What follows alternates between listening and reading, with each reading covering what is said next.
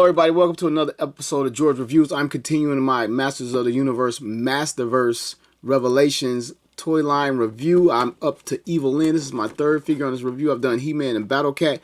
This is from Mattel. It is from the Netflix original series titled Masters of the Universe Revelations. And this is Evil-Lyn in the window box packaging. I think she is the best figure in the line so far. Obviously, I haven't gotten her out of the box, but she comes with two heads, and she's the only figure in the line that comes with an alternate head. She comes with two extra sets of hands, bringing her sets of hands to 3 sets, a pouch, a staff, and a shortened staff. She has the most accessories, the most gear, and she looks very good in the packaging. The head looks good so far. So, when we look at the back side of the box, has Evil-Lyn artwork casting the spell, and looks nice, looks very nice actually. The face looks nice, everything on it looks nice. Back of the box is Evil-Lyn wielding some more magic, some stones floating in the background, the figures you can get in this wave, and a little bit of a bio right there. If you want to read that, you can pause that and check that out about Evil-Lyn. Chances are if you're watching this, you know pretty much all there is to know about Evil-Lyn. So I'm going to get this figure open and take a look at what's inside. The inner package is just a gray brick wall in the background. I said it before, I'll probably say it again. I was curious that they didn't make it Castle Grayskull green brick, but that's all that's left. I don't think it's a diorama or anything like that. I guess maybe you could use it as one, but I don't think it's meant to be. So, Evil-Lyn is in a clamshell. Open it up, and there are no tie downs, which is very cool, especially for a reviewer. That is awesome. There's Evil-Lyn out of the package. Going to get her remaining accessories, the secondary head, which poses a problem. Those heads look great to me. I don't know which way I want to display it. There's her pouch. And the full wand, which came out easily. Normally when they're packaged like this, they pull out and warp because they're packed in a hole, but that came out very easily and it is unwarped and it looks great. All right, I'm going to start with the main figure, of course. Get her arm down. A very stiff hinge right there. Get Evil-Lyn arm down. And this, they could have made 2, or they still might make 2. In the beginning of the Netflix series, if this is a bit of a spoiler, she was wearing a more traditional, like a skirt or a long dress with slits on the side that exposed her legs. And you can see the flesh of her legs, and it had more of a original toy line blue to it. It was blue and a lighter blue on the gauntlets and on the headpiece. Let me scoot her over. I'll put a picture in right here. So we might actually get that one. And in that shot, this is what she had, the full staff. And another spoiler, Teela chopped it in half and then she was wielding this. But I don't know if we get another outfit. I actually like the first outfit a little bit better. Then a little bit later when we see her in the cartoon, she switched up outfits and had this on. I mean, it's a slight difference. If you're not paying attention, you might not notice it, but I did. And now that I put it on the screen, you probably know. But let's get to Evil-Lyn. Let's take a look at her face first thing off. The paint looks to be done great on her head. She looks great. She's a good looking figure, good looking female from any toy line. They really, that's a good face on her. I like the lipstick. It's not too much, it's not too little. The eyes, she has blue eyes. Painted well. She has like some blushing on her face, which looks good. I really think they did a good job. On her helmet is a skull with some spikes going around it, turning around, and they continue to the back. They didn't cheap out and not mold the back. That looks very good. She has some fur on her collar right here. The inner white collar right there, that is painted in there, but it's painted pretty well. It's a little tiny bit of a bleed, but it's not that noticeable. She has a painted gray stripe down the front. It continues down to the bottom of her outfit. And this little, her jacket, the bottom of her jacket, this is a softer plastic right here. It will allow movement to get out of the way. I'll get to that. But it is softer and it gets out of the way. And it doesn't feel like it's going to rip off if you keep moving it. So that's pretty good. The legs are all black plastic. The boots are gray plastic, which is good. We don't have to worry about nothing rubbing off or coming off over time. I love it when they use colored plastic instead of putting a layer of paint over everything. So let me move on to her articulation. I'm going to get this staff out of her hand. Come back to that. Move on to her articulation. Evil-Lyn heads on the ball joint. 360. It kind of clicks as it goes around. Down. Up. From side to side. Just a little bit. Coming to her arms. And her arms out this far on that joint. You can see the joint right there. 360s at the shoulder. She has a bicep swivel. Complete 360 double-hinged elbow. You see that right there. Bends this far, which is a great range of motion coming down to her hands. She has a wrist hinge in there. Trying to get it to hinge. It's a little tight. Just cracked for me. And you can do that in a 360. And of course it's removable. I'll get to that when I get to the hands accessories. And I'm pretty sure it follows over to her right arm coming down to her midsection. She has a articulation point there. You can rear her back that far, down this far, side to side, and she will hold it. And she still retains a waist articulation even with the midsection cut that allows it to 360. And I kind of missed the belt. The little belt right here is done pretty good. Has some silver paint on it.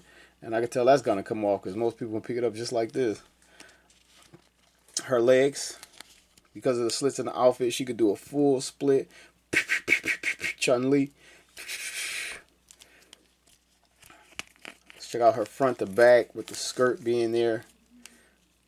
Plenty of leg room to move to the front. Not so much to the back, and the back is hindered because of the hard butt piece, the sculpting of the butt right there, which I wish they had took liberties and cut it more because we were really not going to see it with this skirt piece right there. But she gets more to the front than to the back. She has an upper thigh swivel, and man, that's tight. Her joints are tight, and it will do a 360 double hinge knee, and these knees, my knees figure so far are very tight, but hers came loose for me first try. And she can get her leg all the way back this far. And to me, that is perfect. That is more than enough.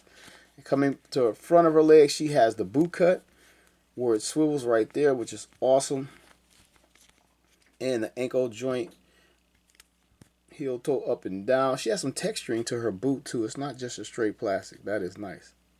Kind of missed that. And she has a little bit of rocker. Not a whole lot, but it is enough. It's a lot out of this figure to me. And I really like it. And like I said, I already knew she was the best figure in this line. And I already like this figure, so you can stop watching now. So let me slide her back and go for the little pouch because there's not much there. It's just a singular piece of molded plastic. It's got a little detail and just enough to... oh, I have some paint on the side. I don't know if that's something glowing in there, glowing out of her pouch, or just something hanging on the side. Right there, that looks cool. But you can see like the little... tassels, well not tassels, the little link part where you can see some molded in detail right here that adds to the strap, and silver painted buckle right there. It's not a whole lot to it, but it is pretty cool. I think she just had it on her shoulder like this, but I don't know if it'll stay like that, so we'll get it over her head and see if we get it to stay like that. All right, strapped over here. She may have had it strapped over. I can't remember. So there she is with that. And let's get the long staff out. I like what they did here because to me, the crystal is the most important part. So this piece, unless it's two pieces, it may yet be two pieces. The crystal is casted in this like, it's not really translucent. You can't see through it, but it's casted in this purple plastic, which makes it look great. If they had did it reversed and just painted it purple, it wouldn't look cool. And I believe this top portion here is painted gray, and then we transition into gray plastic, which is very well done because we don't have to worry about it rubbing off going in and out of her hand because this hand is open. I don't know if that's a spell or kind of a spell or something. I'm going to get in this hand. We have more hands. I'll get to those as we go. And she can hold it in her hand securely without it sliding up or down. I don't know why my camera's not getting everything in the shot. And if we wanted to, we can get two hands on that. And moving on to the shortened staff, it's the exact same thing, just shortened staff with Evil-Lyn or Teela. I keep saying Evil-Lyn. Well, Teela chopped it in half, and she's not gonna hold it. You can kind of get it in there, and slides right in this hand, holds it securely. So I might as well get to the hands because she's not holding that. So the other hands are. This hand is similar to this. I guess these are two compatible hands. She's casting a spell or something like that. These two hands go together.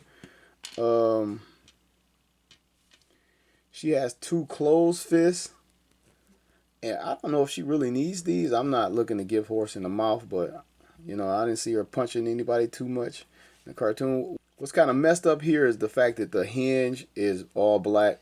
It's painted black or whatever. And it kind of messes up the palm of her hand. I didn't pay attention to it on this, so I guess it's not so bad because I didn't pay attention when I first saw it. And then she has another gripping hand, which I think I'll pull out. Put this gripping hand in.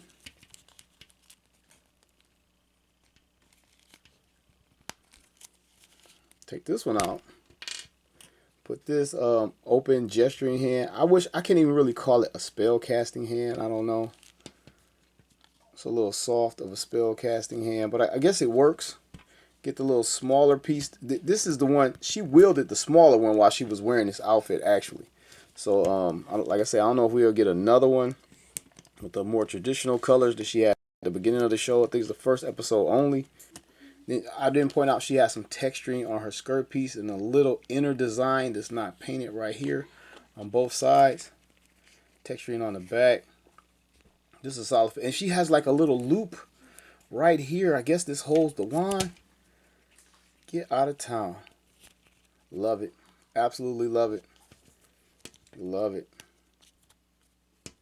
I didn't pay attention to that. But I could tell, I saw her in the box. I knew she was the best figure. She kind of hangs, her and Moss Man.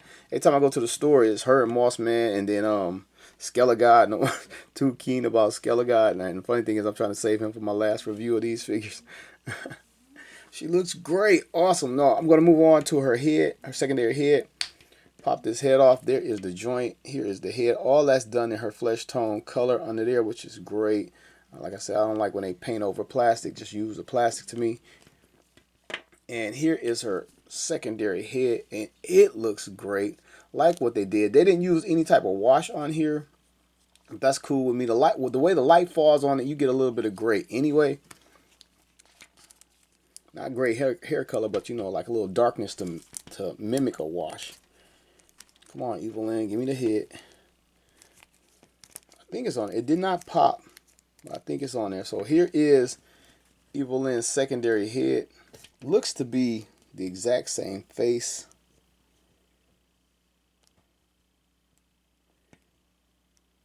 Yeah, I think it is the exact same face. And let's check out the articulation with her hair hanging over her shoulders now.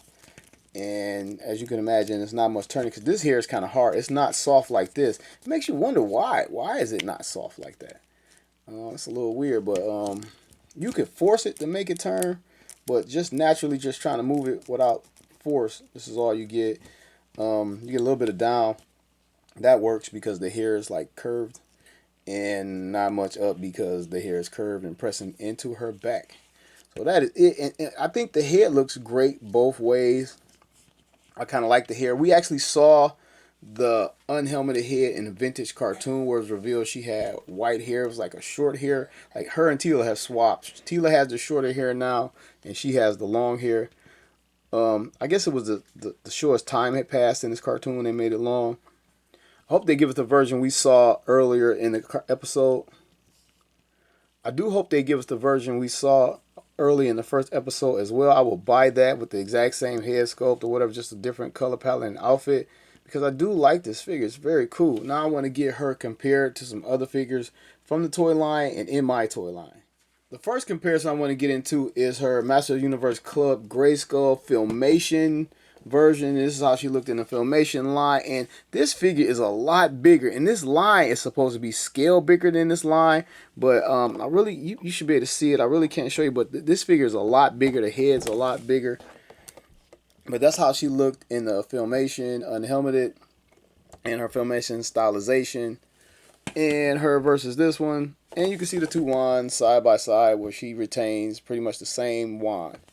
Next up is Filmation's talent fighter Teela, and she's actually bigger. Like, this line is supposed to be scale bigger, but as far as females, as far as Evil-Lyn, they actually made her a lot smaller. Just to show you what I mean, here is He-Man from her toy line, and here's He-Man from her toy line.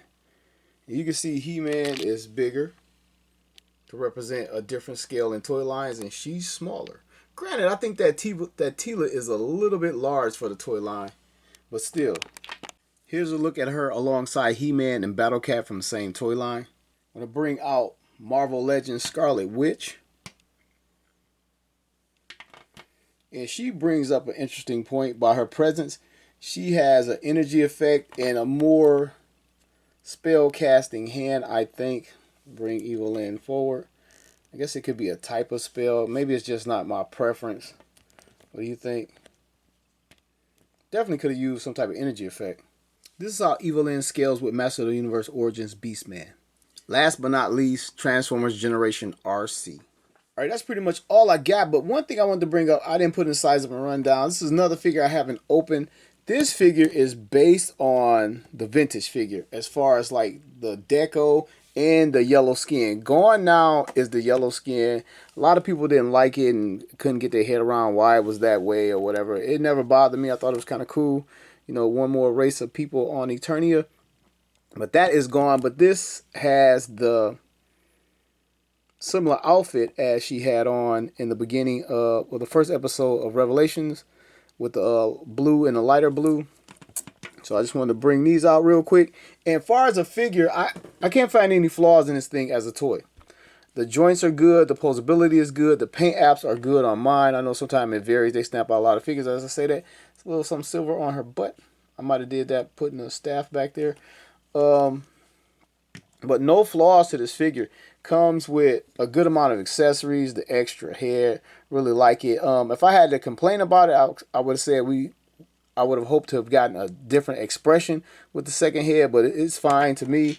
We get a good mix of hands. Even I probably won't even use the closed fist. Maybe I think I used it in my photo shoot. But you know, she really is not a hand-to-hand combat woman, as far as I know. She might grow into that in the cartoon, but good inclusion of accessories for her. 2 different staffs, the pouch, extra head, extra hands. And the one thing she may have been missing is like some type of spell casting piece to go on her hand or something. I stole this from Magneto. You'll see him in the photo shoot. To cast a spell or something like that. Or maybe a blast effect that come out of the wand. Something like that. That would have been cool. Some type of mist. Got some type of mist. Oh, Scarlet Witch's mist. Or, I don't know, just magic. Or something like that. That's probably the only thing she is missing. Excellent figure. If you don't have it by now, if you're into this, you're on the border thinking about it or whatever, it's just a great figure. I recommend it. I want to thank everybody for watching another episode of George Reviews. The reviews where every toy has a story.